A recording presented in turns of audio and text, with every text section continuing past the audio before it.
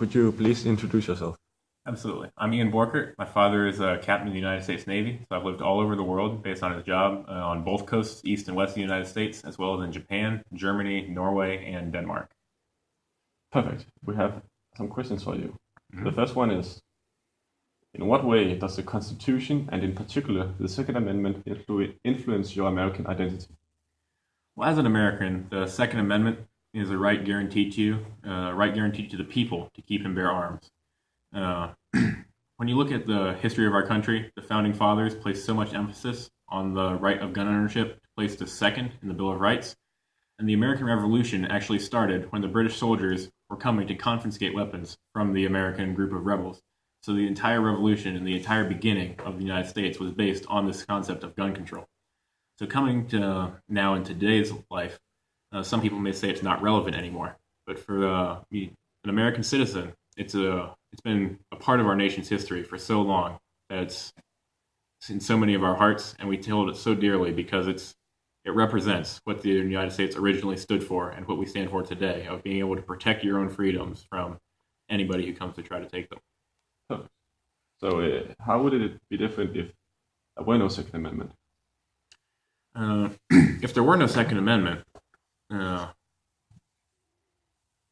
uh, I think that the rights today would be much more limited.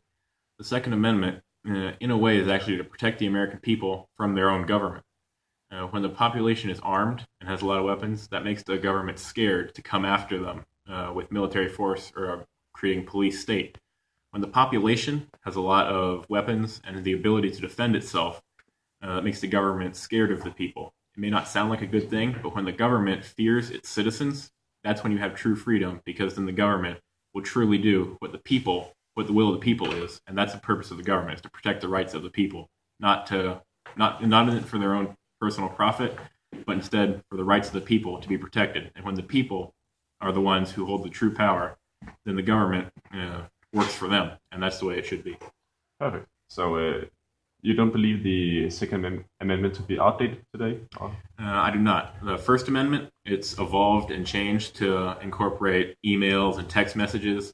So I believe the Second Amendment also has evolved and should incorporate the modern firearm technologies of today.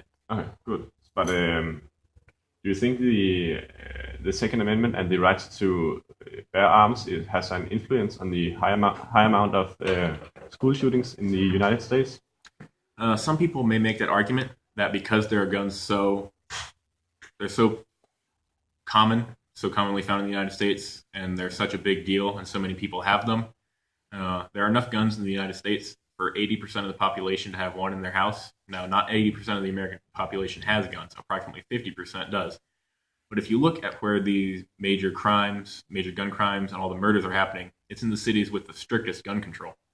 So if you look at the school shootings, the ones that are the most deadly are where the police take minutes up to a half hour in some situations to respond. The ones that don't get reported as often are the ones where the police were right around the corner or there was an armed officer in the school. Where the moment there is a threat, this officer can come, intercept it, and end the shooting before anybody is killed. Usually in these situations, only the shooter is killed. And I think that, honestly, if they were more widespread, because when you go to the schools and movie theaters and all that, these are all called gun-free zones. So the shooter knows there aren't going to be any guns in this zone he's going to, so there's not going to be any opposition.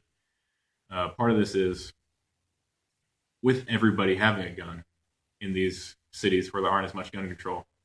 The violent criminals and people who are trying to do harm don't know who's armed. If they're going after somebody, does he have a gun? Because if you're going to go try to rob somebody or shoot somebody, if they have that same ability that you have, then the tables are even, and then you don't want to go ahead with that. But criminals, as a whole, I would say, prey on the weak, and if that population has the ability to defend itself against that criminal act, then the criminals, they're not going to be as bold, and even if they do go ahead, they're definitely not going to be able to be as effective as if there were no ability to defend yourself from their actions.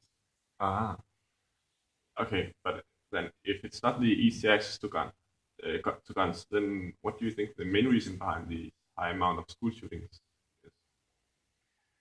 Uh, I think it's the school shootings. You may hear about it a lot in the news, but they are, for the amount of schools in the United States, they are a very rare occurrence.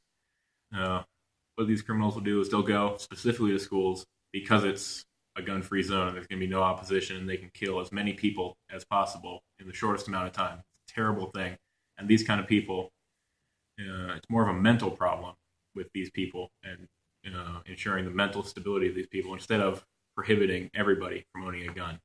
Because, in the schools I've been to, there's always been a police officer on duty there. So if there ever was an active shooter, this officer would be there immediately on the scene and able to stop anybody. If there were casualties, there would be very few because this officer is there ready to respond, other than a school which has no officer, maybe a little further off, and the police may take minutes or much longer to respond, giving the shooter essentially free reign over a defenseless area. Do you think your father's military background has anything to do with your opinion of the Second Amendment? I believe it has, not because of a military perspective necessarily with being a gun-heavy culture, but because it's a constitution-heavy culture. When you join the military, you swear to support and defend the Constitution of the United States from all enemies, foreign and domestic. So it's not as much as you're exposed to guns in your daily life. I learned to shoot at a very young age, so that may be part of it. But I think it's more, I've grown up, I have a great respect for the Constitution, and I believe that if it's in the Constitution, then that's something that's been guaranteed to the people of the United States of America as a right, and it's something that shouldn't be taken away from them. Perfect. Thank you, Ian. Okay. You're very welcome.